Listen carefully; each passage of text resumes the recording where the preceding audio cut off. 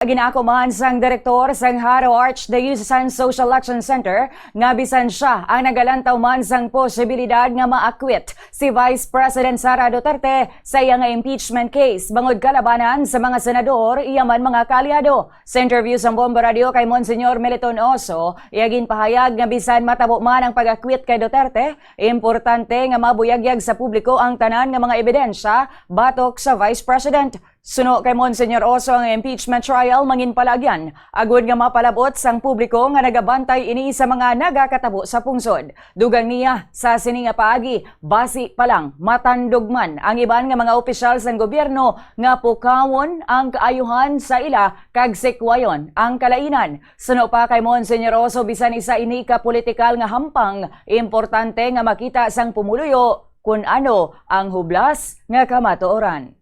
Very useful gid ang gisiling ko dapat masugod ng pagbista. Agud mapagwa naton ang hublas nga kamatuoran.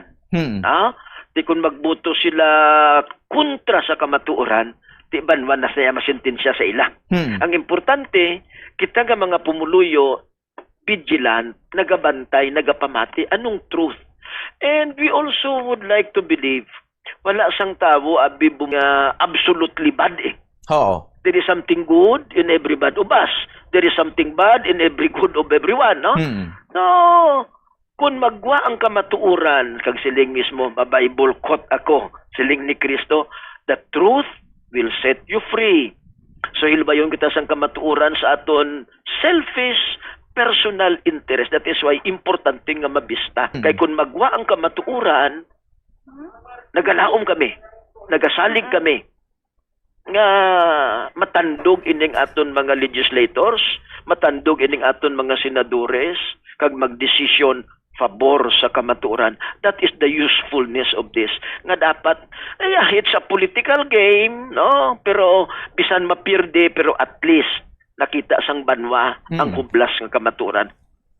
Si Monsignor Meliton Oso ang direktor sang Haro Archdiocesan Social Action Center. Nibaluan ka, Bombo, nga ang Archdiocese isa sa mga nagpirma dito sa statement sang church leaders nga nagapanawagan nga dayunon insigida ining impeachment trial bato kay Vice President Sara Duterte agud nga hindi man madelay ang hustisya para sa mga Pilipino kag hustisya mismo para sa Vice Presidente.